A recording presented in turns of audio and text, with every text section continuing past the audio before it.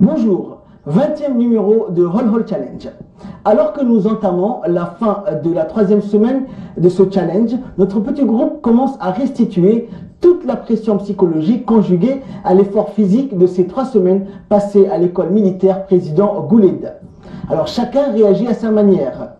Il y a 2 jours, rappelons-le, l'un des plus en vue de ce challenge, Abdo Nabil, avait craqué. Mais c'était prévisible parce qu'Abdo n'avait plus le moral durant toute la 3e semaine et même pendant toute la 2e semaine. Il ne supportait plus rien et était devenu de plus en plus susceptible. Il était même à la limite du refus d'ordre de ses supérieurs, attitude la plus blasphématoire et la plus intolérable dans l'armée. Donc, comme je le disais il y a quelques instants, Abdo, c'était prévisible, mais pas de surprise. Et nous en avons tiré l'enseignement comme quoi les plus forts physiquement ne sont pas forcément les plus solides sur le plan mental. Quant à nos 2 amis, Yassine et Zed, ils entament aujourd'hui leur 5e et dernier jour de détention. On se souvient, ils avaient écopé tous les 2 de 5 jours de ce que l'on appelle dans l'armée arrêt de rigueur, qui n'est autre que l'internement ou plus simplement la prison. Enfin, dernier point, et non des moindres, les incisives de Yassine, après quelques soins en ville, gardent leur mordant.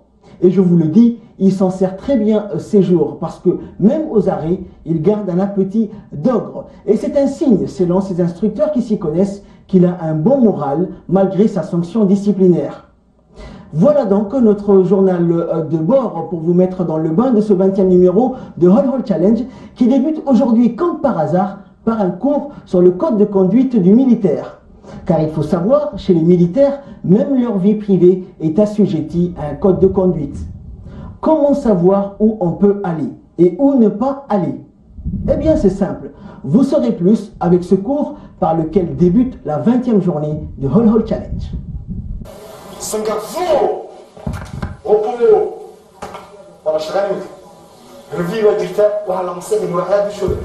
Tout le monde. كيس ولا مرن كبدا بشوده انا كبدا بشوده waxa la marna qad habsi way marka muraha wala masixi sariira wala wajin hamsi satwa shad shon ودبدو عشان كوري بالشمر كمسيحي من نوع كمسيحي كبرها مراحه بش كده سبون est-ce que j'avais ici رسي كمان ايوه بيه شيخ بيسوق مرحبا بكم بيقول مغاسيش على هذا الوقت سير عليك انا وحما مسحنا راح احسن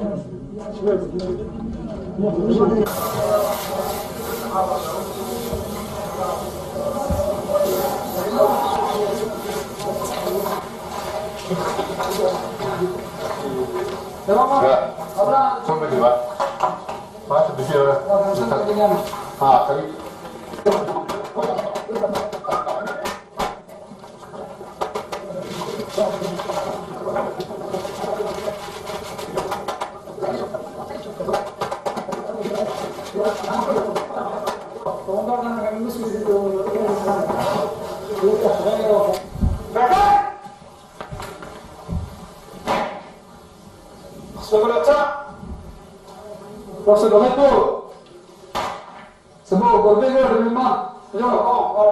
Allez, le dire maintenant.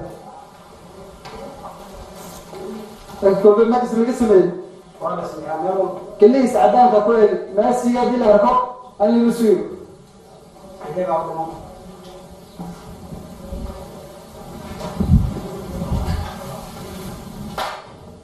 استعجاب كوميشنير محمد عمر عبد الكل بتاع ابو جاب ابو جبلان تمام وانت يا ابو عزيز يا رحمه أنا بسوي هذا هذا سود وسكرك لكن إيش مثلا بالله سوي هذا وحنا غزمة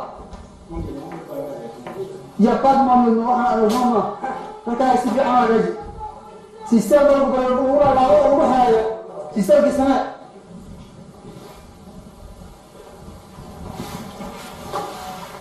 أبوس كساد ولا ورس وسيو وناس شيء ما تقدر ولا مسحج وهذا يا بس هذا يدي هذا والله استرجع لي أني أكون متفق وضوء من الدواء لماذا سجوش وما سيئ ولا لكن سيكون سوا وحنا نقدر وحنا نفعل بقول عندنا سامش طيب بوستو أرونجي هنا tout ça tu me caches soit dans les boussards soit une concis soit que celle-ci إذا بستوى شيء واحد وسنتين chaque fois que tu te mets gauche alors راح تقول أنا حنون الله تعالى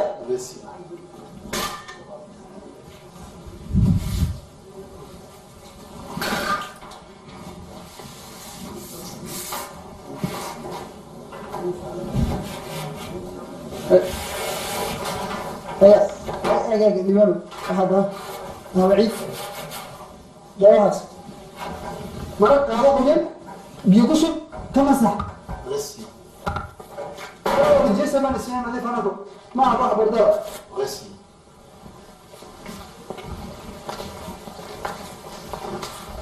سنجرب الحساب من يرى لا سيكون كلوسين لا سرجع قوة الناس كلوسين وأخيرا بعد المصادرة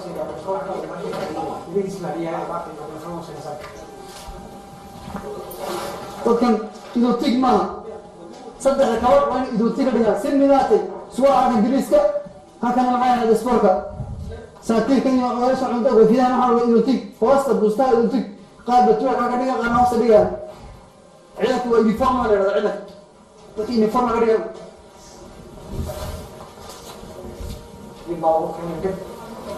كاميرا توجي باكا هذا سوري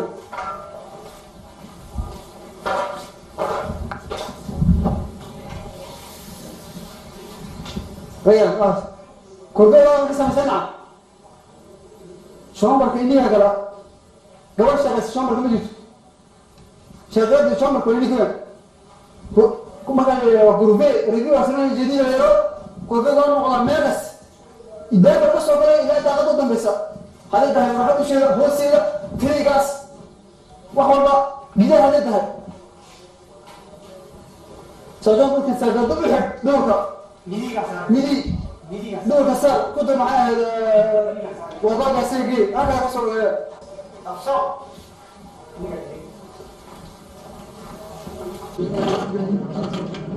فايز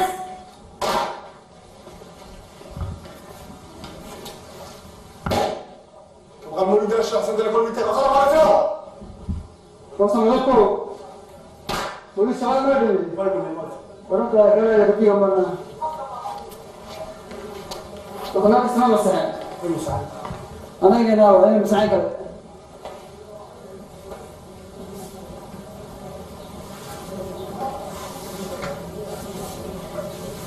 لقد أصلا كوا كلام كثير داس كسوغة جروبيستيو داس كسوغة أمريان خمسة رنجي بصبح قرب لنا استرجع كل شيء شيء حتى من دابو يفو فما ما هيش نشوف الناس أنظر لا نحن لكن مركب الدون مركب أسرة من السكور سواء بعقول سواء بعقول بحد سواء سكور على ومن السكور نبغى نحام زمان هذا ده شغال يسدور بودي شندس كده يجوا هذا استرجع على واحد من الكبتة وجاء مريض شوفوا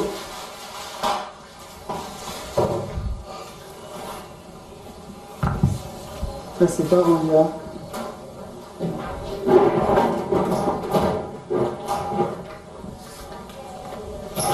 Ça, c'est pas arrangé. Allah, quand vous voulez, comment la lame? Parce que si la lame ici, ah, vous fournez. Il me saoule la lame, comme la lame, t'as arrangé comme ça. Ça va être de match. وحنا كنا لا وحنا رجعتها في النط ما كان لا ليش وصير في عنه ولا لا ما كان سوق هذا كم سي سوق لازم نروحنا هذا بدك تجمعوا عشان تسوي جعل سيستم بقى بقول سماه سيستم كو سماه فحنا شهاده سواء شهاده كوتيري سواء كوتيري arrangé normalement هنا اوت غسي مولانا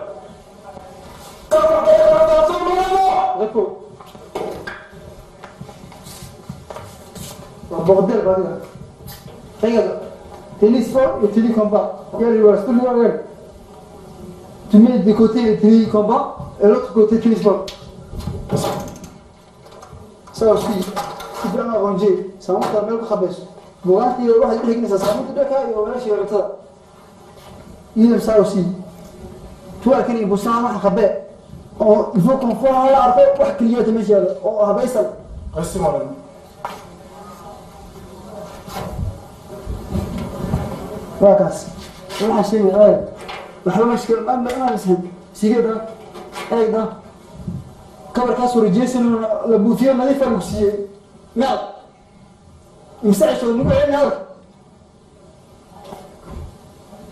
تذكر نقول ذكر ديانا تو دونتي سمينا تو حرسان كوتي معايا كومبالا كوتي سفاقه كوفيدا سموتا بوستا واسا سميناتي هذا يعني وحنا ما نمجلس بلا معنى ودنا دمو رفيق ما حاسين هذه حلقه بنين ودنا دورك السنه كما كانوا كان كان صار دور بلا قضاء ما كان يصير ولا دي ما دام يقينا بلا قضاء صار مع السنه دو واحد بيستان رابط دور بنا يا جماعه وكل سنه وصل ضغطه غزي فين فاصل انا عارف دور قدمنا وصلنا غرفه سنغافور Continue. Repos. Voilà, Blacano. Retour comme Balagati. Réchi. Respectez.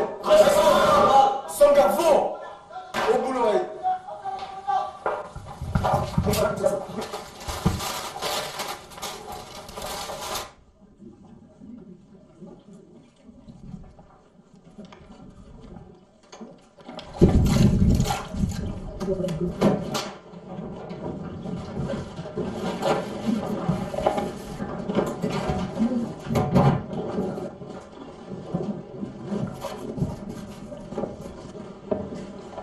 Il fallait sonder à zone. Taco. C'est bon, on vient pas rester. Il y a d'autres humains à lui. Rabat, tout ça va à ses maisons.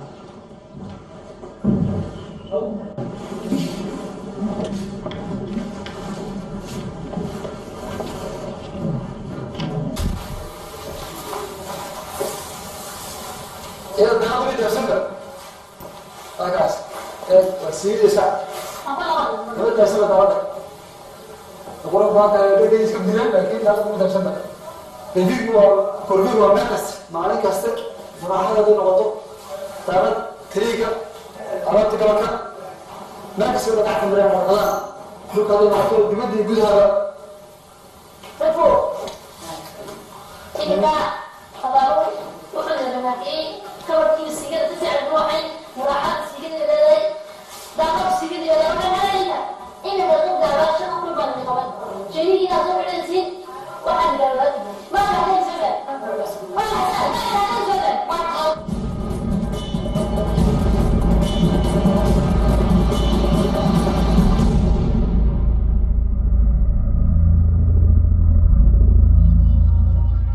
Merci de rester fidèle à Roll Roll Challenge, une série originale qui vous permet de suivre avec nous 10 jeunes futurs soldats en herbe et en challenge, et ainsi que leur formation militaire originale et spécifique théorique et pratique, bref, une initiation complète et rigoureuse au métier de soldat ici à l'ECOMI, une association nationale formant avec brio tous les jeunes futurs soldats de notre République.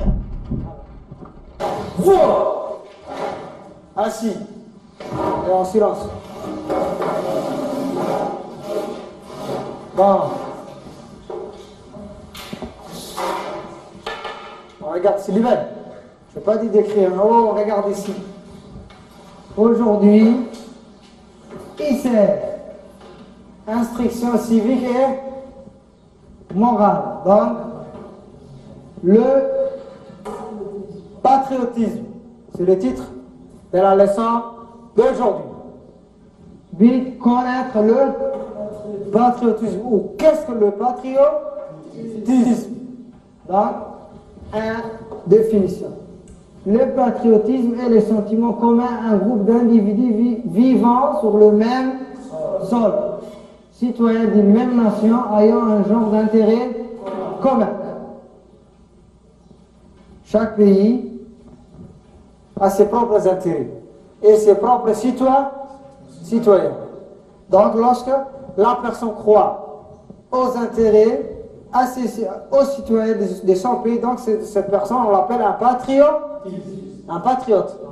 Donc l'idée, c'est le patriotisme. Le patriotisme. Marquez donc que dans le milieu, على المدى أفمدى دين مدى دقن مدى مسيح بإيديه مدى تجرسين محنا تذكروا وودانك dans le milieu هتاعي كلوري قف كتاع مسنا محنا on l'appelle un patriote. Un patriote. La personne, c'est un patriote. Patriotisme, nous, idéologie dans la de faire. Et d'autres cas, il s'énerve. Suis, la musique. Silence. Donc, le patriotisme est la conscience qu'une nation a de son individualité historique, sociale et religieuse ou morale.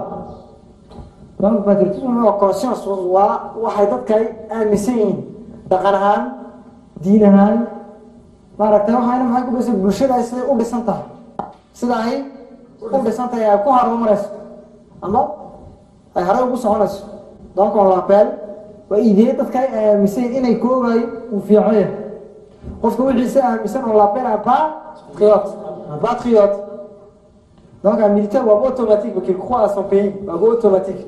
Donc c'est quelqu'un qui a prêté serment, enfin militaire, il a prêté serment qu'il va défendre les intérêts de son pays jusqu'au dernier souffle. Jusqu'au dernier souffle. Alors c'est pas, enfin militaire, il a prêté serment, nous on a prêté serment. Tant qu'on porte l'uniforme, on a prêté serment. Avant tout, il défend les intérêts de son pays. Où qu'il soit, il défend toujours les intérêts de son pays. C'est quelqu'un qui a prêté serment, gauche et droite, même américain. Priorité, il défend les intérêts de son pays. Et l'ensemble des liens qui nous unissent à notre patrie. C'est quoi la patrie? Patrie ou c'est quoi la patrie? Hein? Voilà, c'est ton pays. C'est ton pays. L'ensemble des liens. Et l'instinct de défense d'un peuple, il y exacerbe et devient agressif lorsqu'il est directement menacé. Idée dalka uu dhisay yahay integritis uu dhisay iyo sidoo yaaba marka iyo ideeda aan aaminsan kolka la meerasayo oo maalinta loo dhigtay dalka militaire waa jour J qofka sportifka maalinta loo dhigtay haddii kolka tournoi u yimaado tournoi shanka adduunka oo dhan ay ku safanayaan kolku yimaado soo ku dimo ugu doonaa donc maalinta l'équipe de sport que ce soit football ou waxa doonta ayaa tagay athlétisme kolka la yiraahdo maxaa tagay une équipe d'athlètes chacun son rôle ninka militaire-kiina waa maxay maalinta dhulkiisa la menace interne externe mid ku doonaada menaskaas waa maalintii loo dhigtay intaaba loo kuriyay ila droit aux armes in arme loo dhiibo waa maalintii loo dhigtay est-ce que c'est clair? Donc la nature du patriotisme, la nature, c'est l'ensemble des liens qui nous attachent au sol, à notre famille, aux mœurs, aux coutumes. Coutumes, à la culture de notre pays. Chaque matin, le drapeau, on se met devant lui, on prête serment.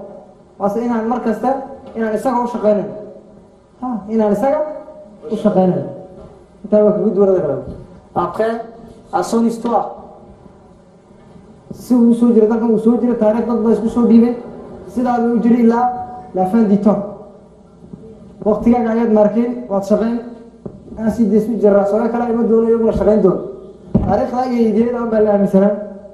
gauche, il y a droit, à son histoire. C'est une histoire.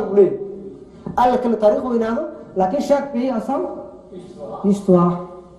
Sauf qu'une histoire qui se grève, qui ne connaît pas son histoire, est condamné à faire les mêmes erreurs.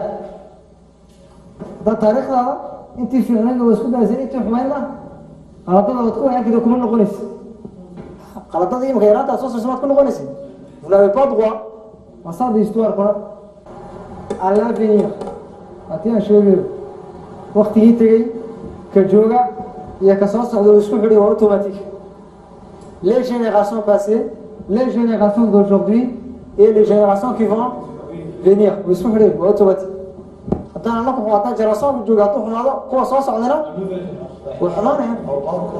c'est mal parti. Très bien, on se l'a ainsi de suite.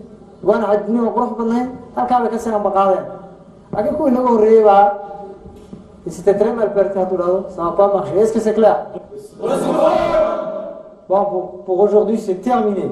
Les prochains cours, ce sera ICM, droit et devoir des citoyens.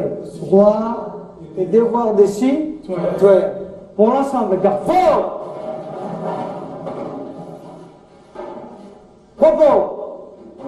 Vous! Bon, vous prenez vos cahiers et vos bérets. Rassemblement, dehors! Vous venez de suivre avec moi les préoccupations de nos challengers.